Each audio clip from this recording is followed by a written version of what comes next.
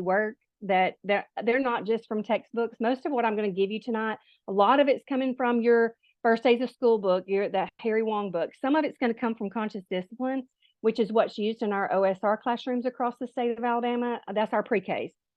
So if you've got a pre-K in your building, they're probably paid for through OSR. And the OSR pre-Ks, they use Conscious Discipline as a classroom management piece for them and just the way they manage things. But I used it school-wide in elementary school.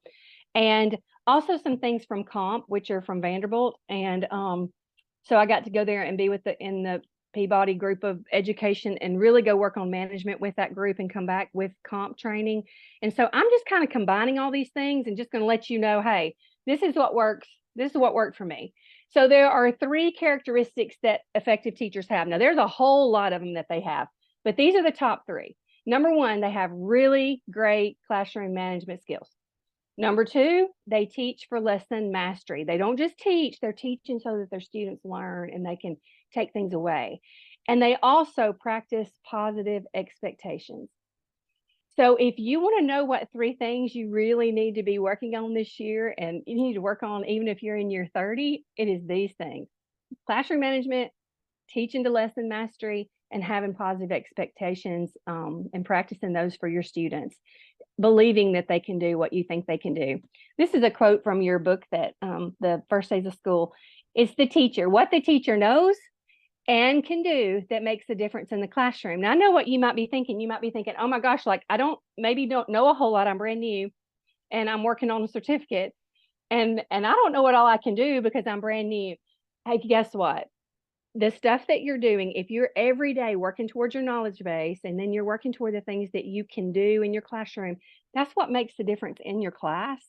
And just know that everything you're working toward matters. And I know this can be overwhelming. And I know that you're probably tired. We're all tired right now, but I know you're tired. And I just want you to know that this knowledge that you're getting every week in these prep classes that have all this different stuff, it's just helping you make a difference in your classroom. And I know that's why you did this. I don't know anybody that goes into teaching, especially the way you're coming into teaching, it's not doing it because they really want to make the difference in the lives of children. And so since you want to make a difference in your classroom, we're going to talk about those things. So what is classroom management? Well, it's everything that refers to everything that the teacher does to organize the students, the space, their time, and materials, so that learning can take place in your room. So that's what management is. It's managing those things and it's organizing those things so that students can learn. The good thing about knowing that when you work toward this and you can really get better and better at this, it's the number 1 factor in student learning. And it's also the primary factor in determining whether or not you're going to be a successful teacher. So if there's one place to start, I know in this book that y'all use, that you've been using, this First Days of School book, sorry, everything disappears. I kind of feel like a magician here. When you do this, sorry, my dog's going to start barking now that I brought him in and tried to get him to be a movie star. It says in here, the most important part of this book is the management part. So I want to take you and tell you to please go to that part of your book and to really read that and look back over it, even after we go over things, because they're so important. So effective teachers manage their classrooms. Ineffective teachers discipline their classrooms. There is a difference, guys. There's an absolute difference between these two. When you're managing, you have expectations and you have procedures in place. When you're disciplining, you're stopping continually. You're stopping and you're getting onto someone. You're stopping and telling somebody what to do. You're stopping and doing those things. But when you manage your classroom, that is not disciplining your classroom. So I don't want you to think you have ineffective discipline skills. Ineffective management skills, it's going to cause you to have to discipline your class. So we want to work toward those management skills just so that doesn't happen. Okay, so how do you create a classroom with effective classroom management? These are the 3 things that I think are the most important. This is kind of from all my stuff and working with my teachers. So kind of to give you an idea of this too, last year at my school, out of my entire school, I only had 2 tenured teachers. I had 4 brand new teachers and I had 1 on an emergency certificate, but everybody was pretty much new. And so this is what I work with on my own personal teachers in my building, that if we can work toward these 3 things, we can really have some really effective classroom management. You're going to need to be consistent, be proactive, and build relationships. It really comes down to that, and it's as simple as that. It's not difficult. I mean, it's not anything more than that. So think about these things. You're going to be consistent, you're going to be proactive, and you're going to build relationships. So we're going to start with being consistent. Okay. Consistency creates predictability. And predictability is created by explaining, rehearsing, and reinforcing procedures. The reason that this is so important is because I'm sure a lot of you really work in classrooms where there is poverty, and most of our students now, that's a whole nother presentation, live in some form of trauma, and they experience those things.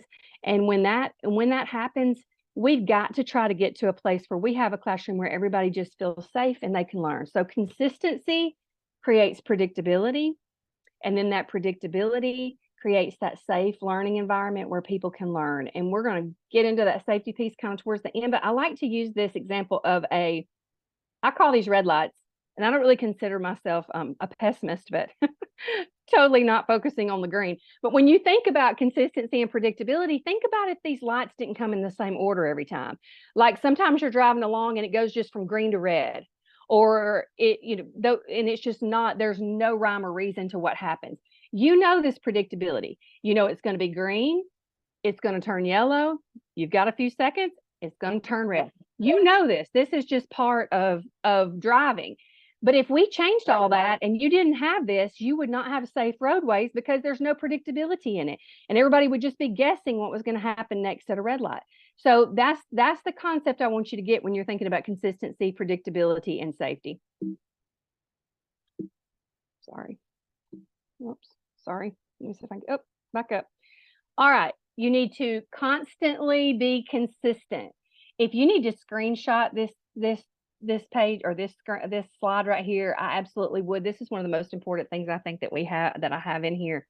Students want well-managed classrooms more than teachers do. A lot of times you don't think that. You'll think they're like resisting a well-managed classroom, but they're not. They want it more than teachers do because there's security in a classroom that's consistent. There's no surprises. There is no yelling in a classroom where everyone, teacher and students, know what's going to happen.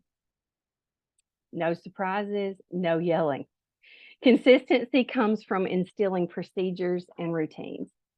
So I want you to think about that for just a second, because yelling is not a form of discipline, guys, and yelling is not a form of management. Yelling's just yelling. Okay, so if you're having to really yell at your kids, or maybe you're seeing that model 2 doors down by somebody who's been teaching for a really long time, that's not what we want to do. Because if you're having to yell, then that means that the room's not well managed. Okay, because when it's well managed and things are consistent, you're going to have it where you don't have to holler and scream at school. And please, if that's something you've already started doing, I want you to really be aware and make sure that you don't do that, because you cannot. This is just kind of like a prerequisite statement to everything we're going to do. You can't manage students if you can't manage yourself. Sometimes students, you're going to feel like they push your buttons. Okay, you're in charge of you. Just like when we talk about being in charge of our students, you're in charge of you. And you're not going to be able to manage those students if you're not in charge and able to regulate your own emotions. So if you feel like they've pushed your buttons, if you feel like you're upset, if you can tell you're upset, open the door, stand right there in that doorway, just kind of take some deep breaths and go back in. Please don't use anger with children. Okay. And I know it can be tough sometimes, because sometimes you can have some behaviors in your room where you feel like you just want to get upset. But one of the biggest things you can do is learn how to regulate yourself. I mentioned conscious discipline. It is really big on that. And so if you want to look at that book, if you've got a pre-K in your building, I promise you your pre-K teachers have that book if they're funded by the state. And look at that conscious discipline book and talk to them about it, because they're typically the masters in that area. All right, we're going to scoot right into what I think is the absolute most important part of us being able to manage our students and to put some things in place. And hopefully you're going to learn some things tonight that you can really just take back into your classrooms tomorrow, that you can work on this weekend so that you can get some things done. That's procedures, routines, and then rules and consequences, and kind of what are the difference in those things, because they're definitely different. This comes from your First Days of School book. The number one problem in the classroom isn't discipline. It's the lack of procedures and routines. So hopefully you're going to kind of learn how to do some of that over the next few slides and at least kind of get a concept of it and be able to bring that in, because once you do that, it's going to make a huge difference. Okay, I just pulled this stuff straight from the internet. So you can get on there and you can look at a lot of stuff. I always encourage you, if you're going to look at things, to evaluate those things as you look at them, because they're not all created equal. But these are examples of procedures and routines in some classrooms. You'll notice they revolve around lots of things. We see at that top one there, it's all settings, like what's just the general stuff. What about arrival, lunch, playground, assemblies, dismissal, the bus. There's a teacher here that's got her procedures for the pencil sharpener. One that has the holding up of the fingers. So if they need to go to the bathroom, they're holding up a 1. If they need to get a tissue, they're holding up a 2, 3 for a pencil. All these different things. Up in that top corner, you've got the morning routine. So what are they supposed to do when they get there in the morning? Come in the classroom, unpack the backpack, turn in your homework, place the lunchbox on the shelves. I mean, I know that these things, sometimes you'll think, well, they know to do that. No, they don't. Okay. So you've got to really be super specific in what it is that you want your students to actually do. One of them put in there for the things that they're responsible for. And so when they're not being responsible, she has pictures of what that looks like throwing rocks on the playground would be a picture of when I'm not being responsible. And this would definitely be for some of those really lower grades, like maybe your foundational, like kindergarten, first, second, pre-K. But these are all really just good examples. So if you want to see some stuff, you can probably find a lot of stuff online. So here are steps for teaching procedures. If you go back to your First Days of School book, I can tell you right now that Harry Wong does the best job of anybody in education that I know of teaching you how to teach procedures. And he says take those first 2 weeks of school and don't do anything but teach procedures. Well, y'all have already been there probably longer than 2 weeks, and you might have jumped straight into content. But it's never too late to pause. That is the one good thing about teaching I want to say to you. I don't ever want you to feel bad. If you sit here and you see some of this stuff and think, oh my goodness, I haven't been doing these things, and now my students are wild and they're not minding in class and I can't get them to do things, but I should have started this and it's too late now. It is never too late. Okay. It is absolutely never too late. Tomorrow's a brand new day. Walk in. I'm telling you, kids start just following. You'll have to teach it, but they can start following and doing these things that you expect them to do. So if you're going to teach procedures, you teach those just like you teach content. Number one, you're going to explain it. So let's go back. Let me look at one of those things that we had over here. Let's look at the pencil sharpener. She has her stuff on there. So she would explain this. I don't want you to go, it's closed while I'm teaching. So it's not an option while I'm teaching. You can't go over there. We're not going to have more than 2 people. You ask again, how many people can we have? 3 seconds is how long you can stay there. Check your pencil and then put it back, sharpen it again, but don't stand over there and sharpen your pencil for 40 minutes or you're not going to have a pencil left. Stand quietly and wait your turn. Those are the things that she would go over. She would explain it step by step. She could use visual aids if she wanted to. Then she's literally going to model it for the classroom. So whatever rule you have, you're going to demonstrate exactly what you want the procedure to look like.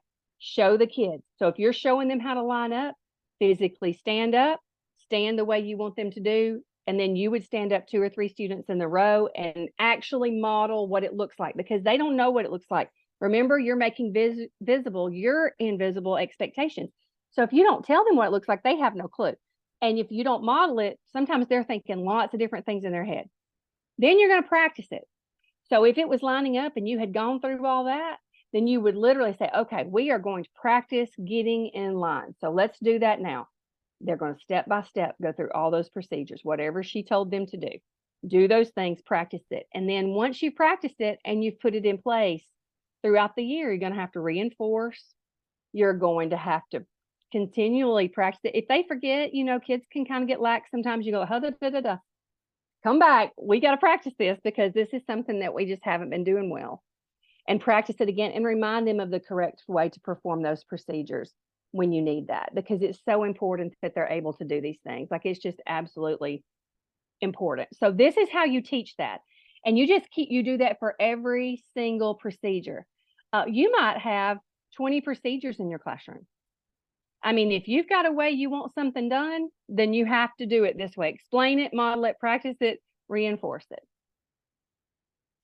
Okay, so those are procedures, and that's what procedures look like. Now let's talk about a rule for a minute, because this is kind of where things can kind of get a little bit mixed up sometimes, and it's where you can start having some problems in your classroom. Now, we don't discipline a procedure. A procedure doesn't have a consequence other than, yes, we got there the way, or we did it the way we wanted to.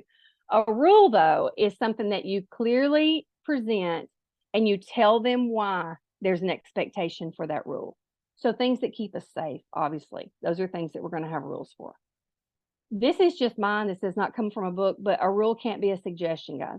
If a rule is a suggestion, it's not going to get followed, and a go back to the red light.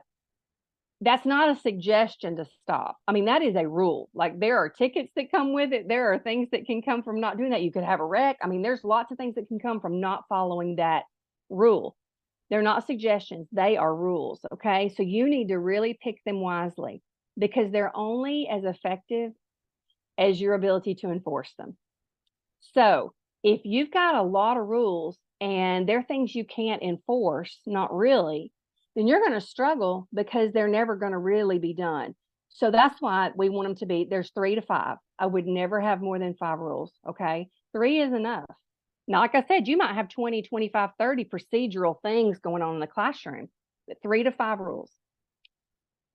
Students, I should have put the word all, or every student. Every student should be expected to follow these rules to provide consistency in the classroom. Guys, you can't play favorites. If you've got a rule, then it has to be enforced. That's why I say be picky about what rule you're going to pick, or you're going to be enforcing something all day long. And you want it to be specific. So if you have a rule like be in class on time, once again, you're going to have to define what on time means. For me, in my classroom, it might have been as long as you're in the door. Okay, for you, it may be you've sat down and you have your pencil ready when it's time for us to start, or you have your stuff ready when it's time to start. Depends on what grade level you're in. But you want to tell them what that looks like. You may have a rule that says keep hands, feet, and objects to yourself. I wouldn't recommend, as a brand new teacher, doing those really general rules that are kind of broad, like respect others. Now, that's fine. And if you can pull that off, I have had some new teachers that could pull that off. But that can be kind of hard, because you've got to really have those norms in the classroom going so that everybody understands, and that they can everybody knows the expectation. Okay, consequence. What is a consequence? Let me see. Somebody's got their hand raised, and let me see what this says. Hold on.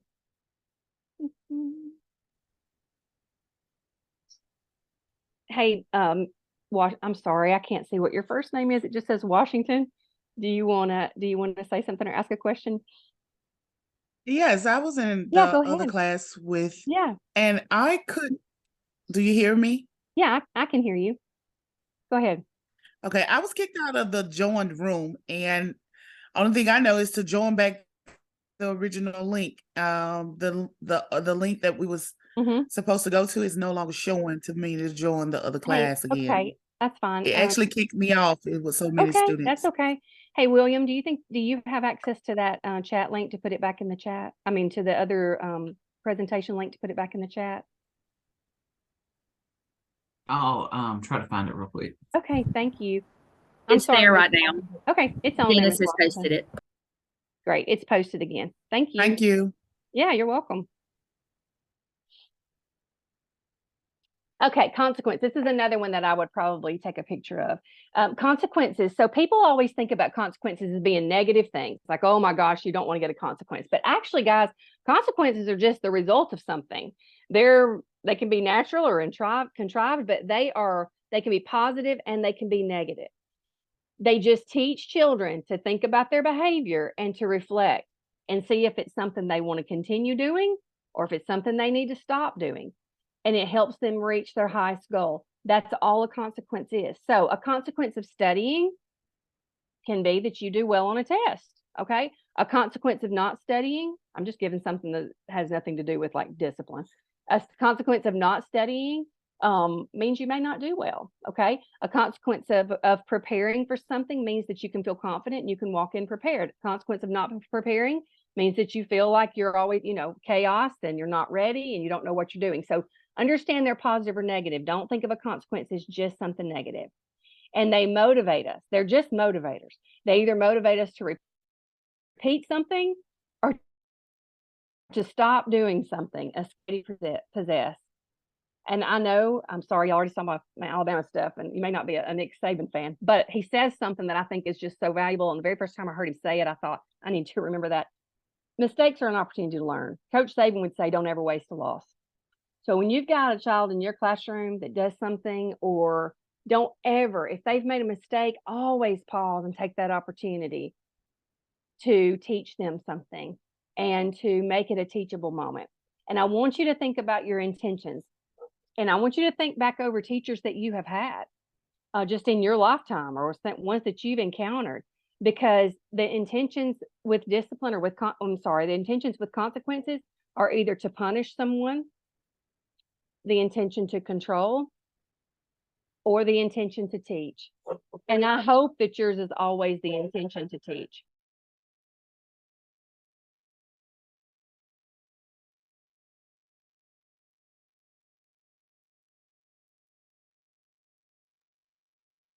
Sorry, y'all. I said when they said it was pet, and I was like, oh my gosh, I need to have him outside, but I cannot get up and put him back out. Maybe he'll stop barking in a second.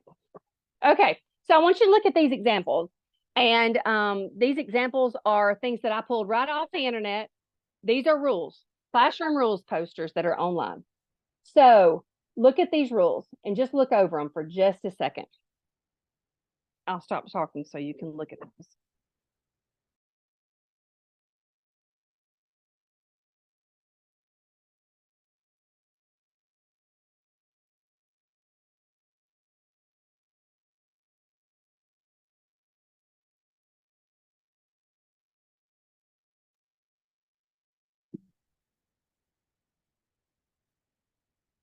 Okay, so I don't know if this is over y'all's or if it's just over mine.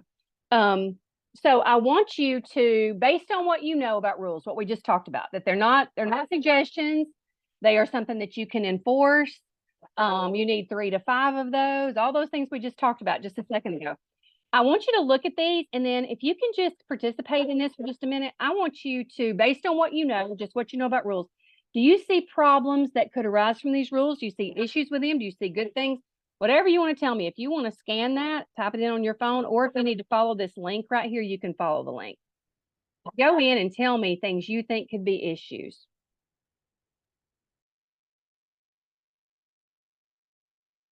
How do I move the video so I can get to the QR? Never mind, I see.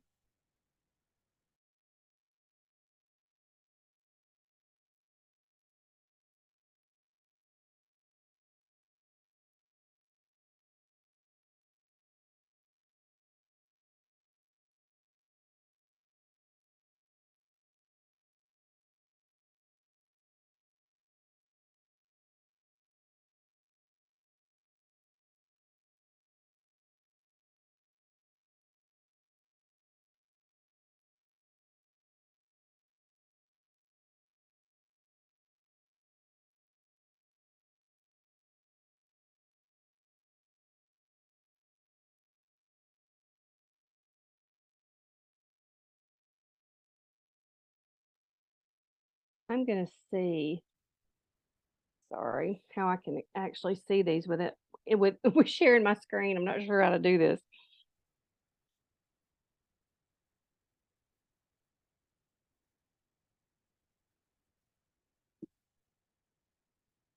It's just saying waiting for, and it has your name, presentation to begin. Should be up. Well, raise your hand if you want to share something. Just raise it out. Sorry, I'm not going to waste time because I know y'all want to get out. Y'all want to have some time to talk before we get done. Anybody want to raise their hand over here, or just put? All right, let's see. Okay, go ahead.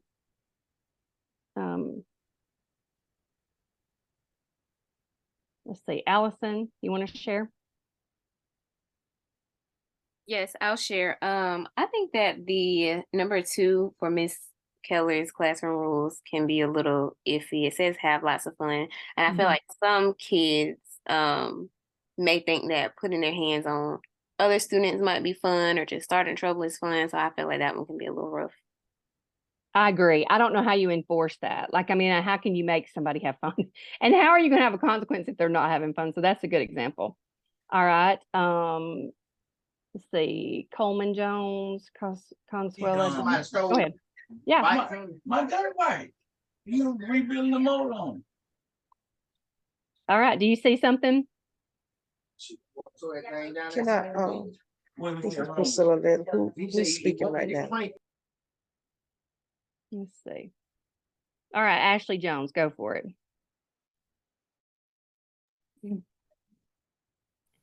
I feel like on the Mrs. Keller's classroom rules, pictures would have been better if you have a younger class.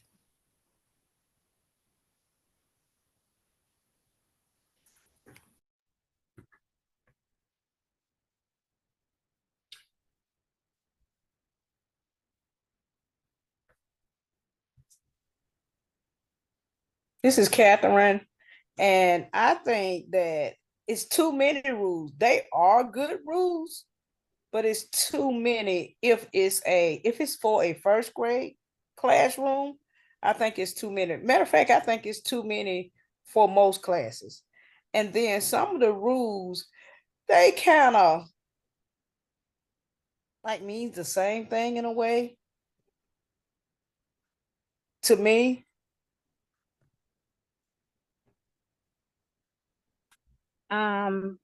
I'm looking at the rules in Miss Keller's classroom as well. And I think that some of the rules are okay, but for lower level classes, you really need to be a little bit more direct with what you want.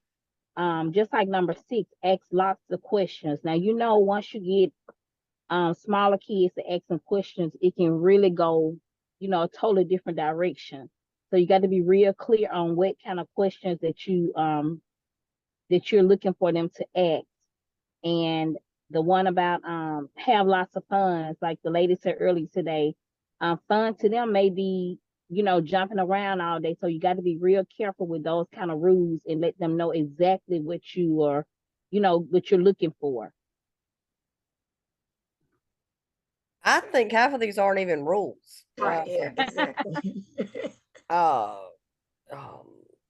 Practice makes perfect. That's not a rule. I mean, that's just something. Don't get discouraged. I mean, that's not really a rule. That's just something that a child needs to learn. I mean, I understand say please and thank you. I'm like one of those people from the South that I like them to say yes, ma'am, and no, ma'am. And, I try to instill that, but I don't like beat them over the head with it.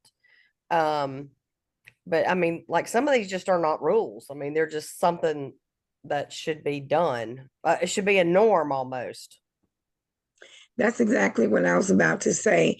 It's like number 3 may be a rule, always listen. Number 5, follow directions.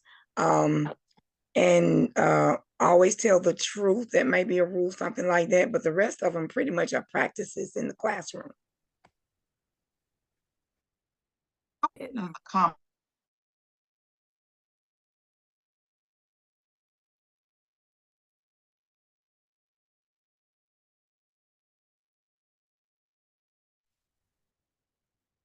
Ms. Dillard? Okay, I'm gonna play devil's advocate real quick. This was nice. It was cute. Okay, it was whomever's poster this is. They were trying to be positive, and that's great. But on the realistic side, it doesn't work because what I know just from having kids.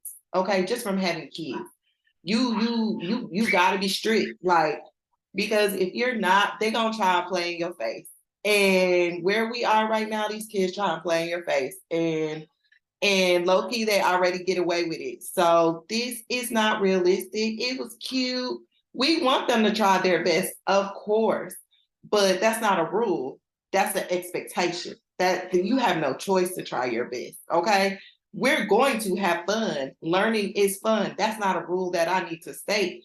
That's just what's about to happen. You will listen. Like you said, some of this is manners.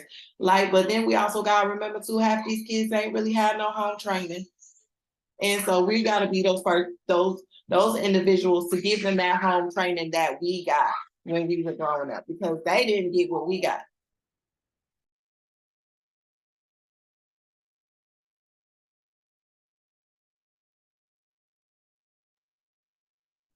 The reason that I wanted y'all to look at some of these things, Dr. Dillard, you're on mute. I'm sorry. The reason I wanted you to look at some of these things just off of the internet is because sometimes we're tempted to just pull things and go, oh, we'll just use that. I'll use that. But when you look at these things, you know, if you can't enforce them, then they're typically not rules. So the things that you brought up out about have lots of fun, that's probably an expectation. You hope you have that in your classroom, but if you can't enforce that, then it's not going to be a rule. So I want you to look through your stuff and look through what you already put in your room. Because if you have some stuff up like that, you definitely need to look and make sure that you have things that are enforceable. All right, be proactive and be prepared. Prepare, prepare, prepare. I can tell you this, that if you're going to be successful and you have got to be prepared. You've got to have your lessons ready. You've got to be prepared with your students. And readiness is the primary determinant of an effective teacher. If you don't plan, then you're going to probably have a bad day, and you're probably also going to have a day where you struggle with discipline. So those are things that you definitely need to have. So an effective classroom management is proactive. It's not reactive. So it is proactive and not reactive. All right. So what needs to be prepared? There's lots of stuff, but this is the stuff. And if you go back to the first days of school, your Harry Wong book, this is right in there. So I wanted to put this stuff right back in there so you would see it. You want to have your floor plate, your floor space prepared, like how you have your desks arranged. You want to make sure you can see students, that students can see you. In your work area, you want to arrange seating for the work at hand. Make sure that if you're doing group work, you've already got that seating prepared for that, or you've already prepared for what that's going to look like. And absolutely have your materials ready that you need for the activity. If you stop and you're digging around for things and you're looking for markers, or you're looking for chart paper, or you're looking for, oh my goodness, where are my, where are all my counting pieces that we're going to be using for this math lesson? Where are my tens, cubes? I mean, if you're looking for all those things, then they're going to probably start acting up while you're looking for things. So make sure that you're maximizing that time and that you're using the materials, that you have your materials ready that you're going to need. All right, on your walls, your procedures should be up and your rules, okay? But your procedures for different areas. So if you have a center area, or you have a just different areas for your classroom, depending on what grade level you have, you want to make sure the procedures are in the right spot for those things. So like the pencil sharpener, if you've got a procedure for that, make sure it's up and near that. You want to have calendars up. On those calendars, you want to have birthdays, you want to have all kinds of things like that. You want to have anchor charts that have the things that you're going to be teaching. But I also encourage you, don't have too many anchor charts up all at once, or it can be confusing. Have the one, hey, somebody's not muted, so if you can mute, that'd be great. You want to have examples. If you have examples up of, if you know how you want your work turned in, and you have a way that you want, them to label things that they turn in, make sure that you have examples of that up on the wall so that they know exactly what to do.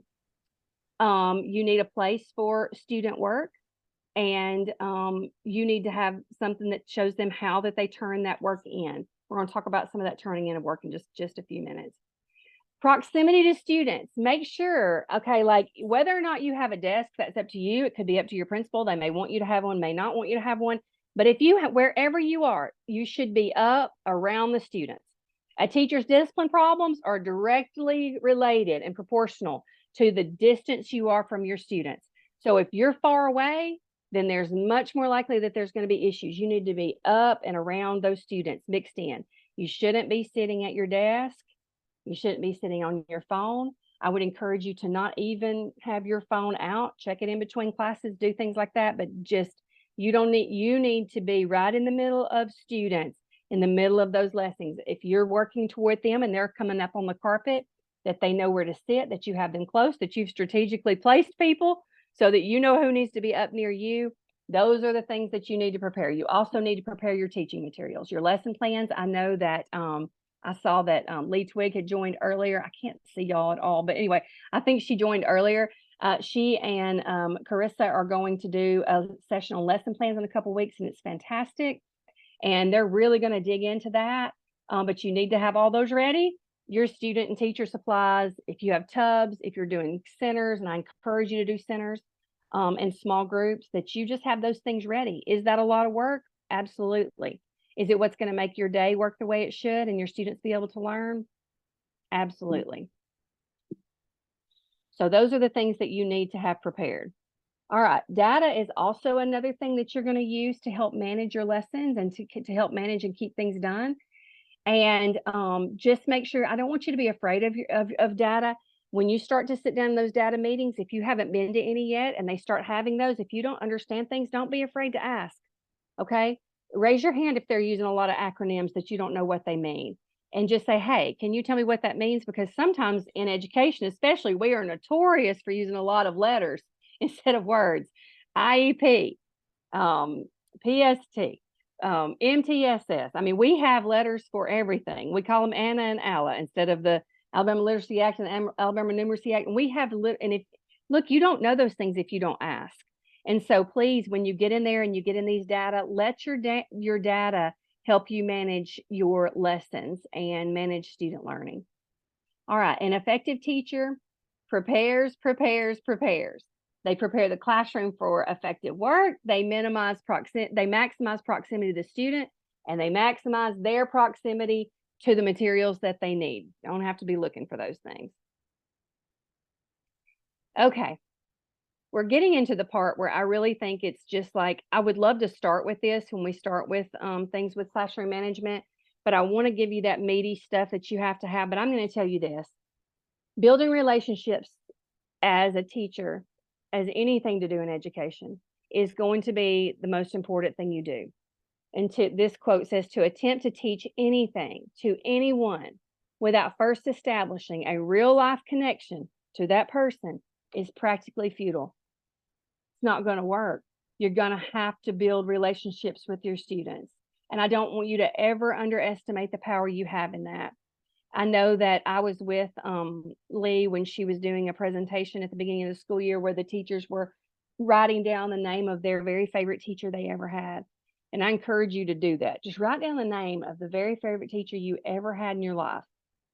And then write down why you picked that person. And when she was going around the room at the school we were at and they were reading off why they picked that person, every single person chose that because of a connection they had with that teacher, because of the time that they spent to build a relationship with them. I didn't hear anybody talk about the fantastic lesson they did on science, even though that's great. The reason that they feel that they love them so much is because of the connection that they have. So if you want to be able to teach your subject, you're going to have to be able to do that. All right, let me see. The first time I saw this this video, it was actually Dr. Shields shared it on a thing that I was a training that I was in, and it was virtual. I think it was probably during COVID. And when she showed this video, I was just like, man, this is fantastic. I loved it. And I haven't used Zoom in so long. William, when I hit play, is there something else I need to do to make sure they can see the video? Would it be something different within share? I can't remember. Let's see. Advanced. Layne, you should just be able to hit play. If I hit play, okay. Okay. Just make sure you had hit sound when you shared your screen, that you clicked share my sound. All right, let me see. How can I tell that? Hit play and we'll tell you for sure. Okay, here we go. Yeah, you didn't. So just reshare and click the button that says share my audio. Did you see that? Oh, we hear it. We're good. You're good. Okay, good deal. Why okay. would somebody do that? Please go into the classroom. No talking, quietly. Hey, Miss Meredith, how you doing? We need you inside. How do you think that makes us feel? I forgot my number. What's your name? Jordan What's your last name? Carter. Go ahead. School is hard enough. Come on in, sit down quietly at your desk and begin writing. This kind of stuff just makes it harder. I said quietly, please. Who's talking? Is it you, Sophie? Don't let it be you. Don't believe me? Sophie. Please just watch. I'm not up here for me, I'm up here for you. Pay attention. Okay? Now somebody answer me. Somebody needs to answer me really fast. Every time we're ignored or yelled at or silenced, the teacher takes away what's possible. No horseplay, no running, and especially no talking. Moment by moment. Listen, Garrity, your students' behavior yesterday in the lunchroom, it was terrible. Next time, silent lunch. Did you hear that? Stay in line and catch a bubble. I'm not playing. If this is education, we're in trouble. Bye, Miss McGarrity. Frederick Douglass said, once you learn to read, you'll be forever free. The way it is now, 2 of the 3 of us will never be able to really read. It doesn't have to be this way. Hey, Jordan, how you doing? Good. Everyone we meet throughout our day can make a difference. I've been waiting for you to arrive. All the difference. Good morning, Jordan. How are you? I'm doing well. Thanks for asking. How are you? Good. Go ahead and put your number in. Talk with us, not at us. That's okay. I'll look it up for you. Go ahead, sweetheart. Okay. All right. Have a Teach us what we need to know. That's how we get smarter. Well, good morning, Sophie, Janicia, and Jordan. And when you talk with us and teach us, give us bigger and bigger words. Now what I'd like you to do, children, is turn around and converse with your neighbor and discuss where the mother might have gone. Words that we can use to read and understand. She is great for eagles, so she hunts at night. And that will take us places we can never reach without it. Remember, we're entering the learning zone. Now, how can we show our respect to the children and teachers who are working? We can walk quietly. Yes. Okay, kids, so what I'd like you to do is continue writing your narrative, documenting your emotions if you were the baby owl and your mother abandoned you in the nest. What can you do? Learn all that you can so that you can challenge us to be our best. You would have stayed and assisted them in whatever they needed. Share yourself with us and show us how to share ourselves with others. Give us courage. Give us compassion. Help us find our own voices so we can become who we are meant to be. Why would you want to silence us? I think that is just such a powerful video, and I loved it because it shows us just the difference in how we relate to the students, how we act, the things that we choose to do and choose to say. Because every bit of that I saw at the beginning, I've seen that pretty in lots and lots of schools. So, I just want you to think about the relationship that you're building with your kids, because it matters. It absolutely matters, and it matters in their day. So what can you do to build meaningful relationships with your students? Well, I absolutely love music. So when they come in class, I always have music playing. I had music as a principal. I had music playing in the car line and in the bus line, and we had music in the hallways. We had music everywhere. Call your students by name and pronounce their name correctly. I don't even know how to tell you how important that is. If you haven't learned all your students' names yet, that is something you absolutely need to do ASAP. Hopefully you've learned them by now. If you haven't, I would encourage you to go to the library or ask the office if they've got a yearbook from last year and go study. But hopefully you've learned everybody that you encounter, you've learned their names. Greet your students at the door as they come in the door. I had different ways. Let's see the next slide. I think I show you what that looks like. Let me go back one. There it is. We had different ways they could choose to greet us at the door. If your school says y'all can't hug each other, that's totally fine. Take those kinds of things off the list. But we could hug in our lower grades. So hug, a wave, a high five, a fist bump, a handshake. How do you want to be greeted? Even when I do presentations, I always at the door when my people are coming in, I ask their name, I ask them how they want to be greeted, and I have things up like tell a joke, or sometimes we had some students wanted to dance, different things, but make sure you greet them at that door every day. If you're in the room getting things ready and you're not at the door as your students come in, you are missing just the most important piece of the day. I call it prime real estate when people are coming in to set the tone for the whole day. And you want to set up your students for success. So make sure that you're giving opportunities for everybody in the classroom to be successful, from your high student to your lowest student, that you've got something that everybody can do to give them an opportunity to feel like a success. You also want to give students opportunities with responsibility. So if you're having a hard time, like if there's a child who really likes to wiggle around a whole lot and they don't like to pay attention, make sure you give them something to do.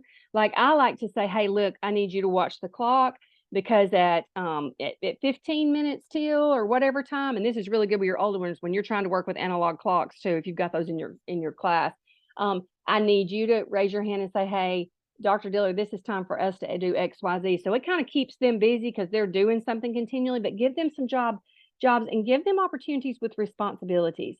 That can look lots of different ways in a classroom. Recognize their accomplishments and growth. So important. Don't just recognize people who do well, like who make high grades. Also recognize those ones who are really making improvements. I think I skipped this one. Notice details. Give specific and positive feedback. Don't underestimate how powerful that is when you can pause and give somebody something specific. And when I say specific, I mean like, so let's just say that they had written something the day before and you're going back and you're looking at their writing and it's third grade, and one of the students wrote down, my truck has enormous tires. Okay. That's a great way to praise them and say, you know what? I was really proud that you used that word enormous.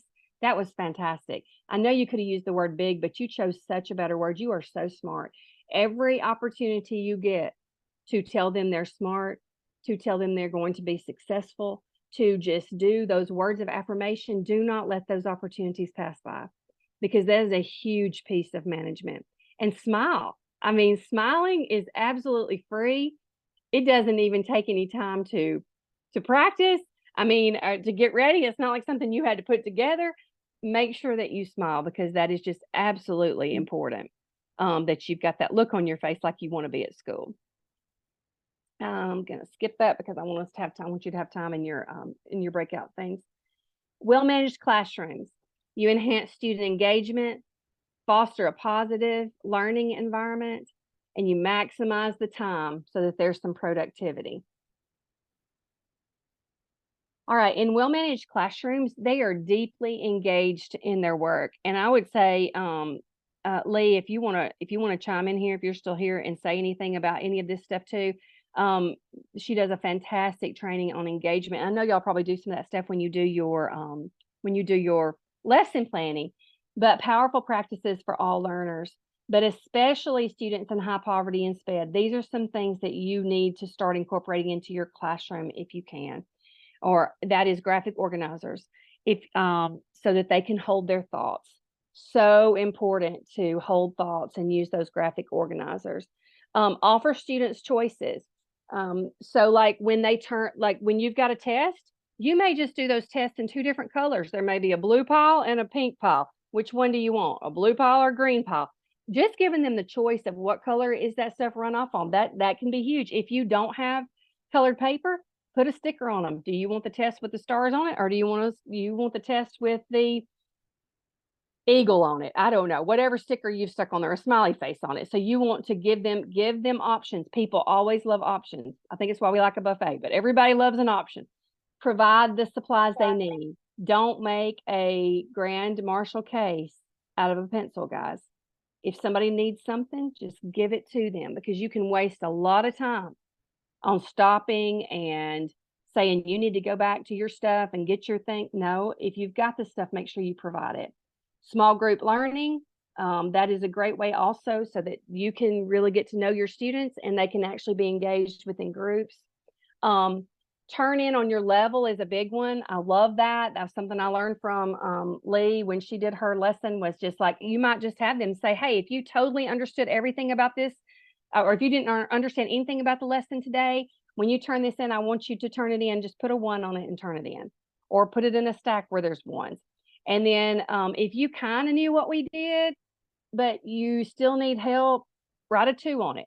If you feel pretty good about it, like, hey, I really think I understood this stuff, I'm putting put a 3 on it. And if you think you could teach a lesson on this tomorrow, put a 4 on it. And so they're evaluating their own work. That always helps anytime that you can help, because that just helps with learning. So well-managed classrooms, they're deeply, deeply involved. Have some brain breaks. Turn things in different ways. There's echo and answer. That's another example. Lee, you want to pipe in if you're here and tell them about echo and answer? Sure. Yeah, I love that.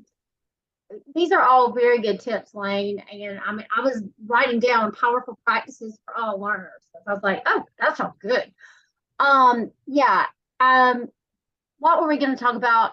Oh, echo and answer. Yes. So I think setting the tone in the classroom where you just don't really accept I don't know as an answer. And that goes with climate. And it's okay to not know an answer in this classroom, but tell me something that you do know. Let's start with that. What is something that you do know? Maybe it's Wednesday. Okay, we'll start there. Maybe we're in chapter 7. Okay, we'll start there. Another suggestion with students who might be reluctant to answer, or maybe they don't know the answer to a question, is that they have the option to answer the question or say echo. So it might be, what's the high temperature tomorrow? Well, I really don't know the answer for that because today was a little cooler than yesterday. So I might say echo. And then the teacher asks the question, okay, William, do you know what the high temperature tomorrow is going to be? And he might say, I think I'll answer that. The high temperature tomorrow is going to be 87 degrees. And then I have to, because I said echo, I have to echo the correct answer, which was 87 degrees. So that does a great job of holding everybody accountable, even when I don't know the answer. So that's just a quick answer echo that might work in a classroom. Do you want to add anything else to that list, Lee, of things that you think they could just bring in that's pretty easy to do? I mean, things that are not just going to be super hard for them to incorporate right now? I was trying to think. I also just right off the shoot, no, I would love to be able to do some things on engagement maybe at some point. But again, just not accepting I don't know as an answer, and just answer echo are 2 quick and easy things to get students involved in their learning. And I'm also a big component of movement, any kind of movement that you can do in the classroom, whether you're just putting questions around the classroom where students can up and move, and any kind of choice. The choices don't have to be awesome. Like, again, you're getting the same paper. It just might be on a different color. Or, hey, you can choose to sit at this table or at this table. Choices and give students a voice. And so that might be helpful for some reluctant learners and behavior issues as well. Thank you so much. You're welcome. Lee works with me in the Office of School Improvement. So that's what we do, is we go in schools and we're helping them improve and we're helping them get better. So she's a fantastic go-to. Like I said, she's doing a session with y'all in a couple weeks, just on lesson plans and some things. But there are some great things out there that you can absolutely that you can learn and you can do within this. All right, let me see. Okay, I think we are to homework, and then I'm going to let y'all spend some time together. So your homework activity for next week is I want you to think of 2 activities within your school day that need procedures. Doesn't matter what 2 you pick. It could be something that happens in your classroom, or it can be getting to and from somewhere, whatever you want to pick, something within your school day that needs procedures, and create step-by-step instructions for those activities, just 2. Now you've probably got about 20 you've thought of already where you're thinking, oh, I need a procedure for that or procedure for that, how we're going to do this. But make sure that you just think of 2 that you need to create a procedure before, and then just do those step-by-step instructions. And that will be for next week.